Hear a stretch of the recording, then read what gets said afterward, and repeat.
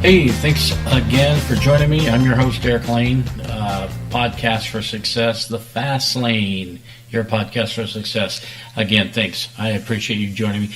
Today, let's talk about where you are in regards to your life and your success, and where are you ahead of the game? Are you behind the game? Are you right on track? Your goals, your aspirations, everything that you've set out for, are they aligning? Are the stars aligning for you? Maybe, maybe not, right? Okay, let's talk about it a little bit. There's a lot of people that will call me or email me and say, hey, I love what you're saying and what you're doing, the message, but I feel like that, if I haven't made it by now, I'm not sure I'm going to make it. Well, the fact that you're using oxygen and drawing air means it's never too late. It's never too late to make it, and what you consider making it. And it means a lot of different things to a lot of different people, making it. All through history, history is replete with examples of people that have discovered their success track, their path later in life. They've had to struggle through conditions and settings and until everything is staged perfectly for them to take the opportunity to be successful. Now, we all know that Colonel Sanders retired before he met his success. 65 years old. The guy gets his first Social Security check and says, what? I can't live on this. And he decides to do something about it. There was no Kentucky Fried Chicken when he was 30 or 40 or 50 or 60, 65. And he looked around and he said, the only thing I've got a recipe for a chicken that a lot of people really like. Well, let me do something with that. Because this Social Security gig it's a ripoff. Okay, so he went out and knocked on doors until he found enough people or, a certain person to say, okay, I like this, let's do it. And hence Kentucky Fried Chicken was born. I mean, it doesn't have to start with that. It can start with what most people consider the most intelligent person that ever lived, Leonardo da Vinci. Da Vinci was considered a loser. I mean, just the guy wasn't even considered to have any greatness at all. His track record had been bleak at best. He was commissioned to paint The Last Supper when he was 30 years old. Did not finish it until 16 years later, 46 years old, before he completed The Last Supper. Yes, a resounding success, yes, but I think the point that I'm getting to is that you see so many stories of whether it's a dot-comer that made it rich, or a boy genius, or a girl that has a great idea. That stuff is pushed in your face all the time. And the trouble with it is it makes you think that, gee, I must be a total, complete, spastic loser if I haven't made it by now, and, I'm in my late 20s, or my 30s, or my 40s, whatever you're at, wherever you're at, and you haven't made it, and you're thinking, here's a kid that become a multimillionaire when he was 23. Well, listen, these are just stories. It's not the norm. It's not. It's an exception, and that's why it makes a great story. Yeah, every once in a while, a young person gets a great idea and runs with it, and they get help. They're still living in mom's basement. I could go on and go on and go on and go on and give you examples of that. But my point tonight or today is that wherever you are right now in life, and you're thinking to yourself, gee, this success stuff is a lot harder than I thought. No, it's not. Because the great scholars, the people that have made it, will tell you the one thing that they did to continue was their perseverance, their continual effort to strive to make it, to accomplish what they set out to accomplish. They've changed their strategies, they've changed their viewpoints, they've changed this, they've tweaked that, they've done this to make a difference. And that's what you need to do. There's the story of the oh gosh, it's in the book of the Dale Carnegie book, but about the guy that was digging. He borrowed money from people because he knew there was gold in a mine. He could extract it, and so he got all this fancy equipment and went out and dug and dug and dug and dug and dug. Desperate, exhausted, and turned up nothing. After a couple of years, he sold his equipment for pennies on the dollar to a junk man. The junk man had the foresight to understand that there was probably something to it and took it one step further and went and got help. He contracted a geologist, and the geologist said, hey, if you move this digging equipment over about 6 feet and dig there, that should probably net you gold. He did. The gold was there. Unimaginable, vast resource of a gold vein that made the junk man wealthy beyond his belief with equipment that he bought for pennies on the dollar. See, the first person stopped 6 feet of their goal. 6 feet of their goal. They could have struck it rich.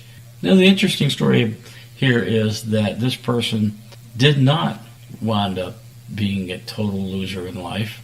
He had heard about the junk man and finding his gold, and he was determined more than ever to prove everybody wrong that he was a loser. He got into the insurance game, and he took that pissed off attitude, and he made it work for himself, and he made a great living, made himself a millionaire in the insurance game through the lesson that he learned about quitting before you strike it rich. See, what I'm getting to here is that you can't quit before you strike it rich. You have to keep going. It's never too late to keep going on your path of success. Great actors like Harrison Ford did not quit. 30 years old and still hadn't got a major role in a movie. Didn't quit. Kept going. That's what you have to do. Keep going. Don't quit. It's never too late. Wherever you are right now in your life, keep going. Dig an extra 6 feet when you feel like you've exhausted everything. When you say, well, that's great for kids that's living in mom's basement. What's he got to lose? I've got a house and a mortgage. I can't just drop everything and go for it. No, you're exactly right. You're exactly right, because that's what I've experienced in my life. But when you put together a plan, a strategic plan, and you put things down on paper, remember, look, you remember me? I'm the guy that tells you pen and paper, pen and paper, pen and paper. All right, put it all on paper. Get your plan. Get help, expert advice, but get it from people that are positive, people that want to share your dream and not squelch it and tell you, it's silly. Just keep punching that time clock. You'll be okay. Punch that time clock. You save enough. You may be able to afford that big screen by the end of the year. See, I was a consultant for a long time, right? And I learned in the consulting business, all consulting businesses are based on one principle. You come in and you show a business or your prospect where the fat is. You cut it out. It's not hard. Cut the fat out. Voila, you saved them money. You look good. Now your services were vilified. So I didn't like that. Yeah, cut out the fat where you can, but most usually you were cutting things that were brought about by a reason. It's a short-term effect. It's a short-term solution to a grand-scale problem. The problem is profit. See, the consulting companies they're only in it for themselves. They're not really there to help you. They're there to get your dollars. I'm sorry, folks. For the people out in the consulting world, I'm just telling the truth. You're not there to help a company grow. You're helping them cut the fat. Look, because you know and I know that if a company is led by a person that cannot meet the payroll, cannot produce the income and the profits, all you're doing is prolonging the agony. That's why, as a consultant, I'll tell you the brutal, honest truth that most companies need to change their structure and the way that they're making money. Maybe you're making great money. Look, large corporations are shifting money from the East Coast to the West Coast because they're making hundreds of thousands of dollars on interest in a single day by a single half a percentage point. That's how big business works. And you got to have that mindset. My money works for me because it takes money to make money. You've always heard that, but you never really understood it. Your money works for you. If that's what you want and you want to be successful, and it's a game. You got to embrace it. You got to say, hey, this is what I'm doing. I am making money. And I'm going to show the world. It's never too late to do it. It's never too late to get off your keister. It's never too late to put pen to paper. It's never too late to come up with a game plan. It's never too late to say, hey, I see the error of my ways. Just like I was talking about being a consultant, this is where I'm tying it together. You have to follow me here. Cutting the fat out, being disciplined is great, but you have to produce more. You have to produce more. You have to find ways to be more successful. A company that's struggling may reject the idea of more advertising, more marketing. I can't afford it. It's not my budget. Well, listen, it may be the only way to salvage your company. You better figure out a way to make it work for you. Sometimes what's thrown in front of you looks like the death knell, but it could be the answer. See, there's where the risks lie, but they need to be calculated risk. Know the effects. Hire an expert to say, hey, look, advertising will cost you this.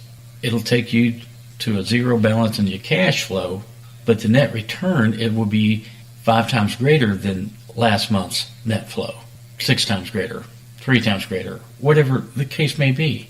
But that's why you have to be smart enough to put smart people around you. If you think you're going to go out here and do it all on your own because you're a genius, look, enlist the help.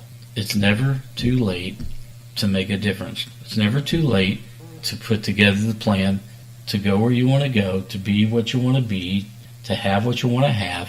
It's never too late.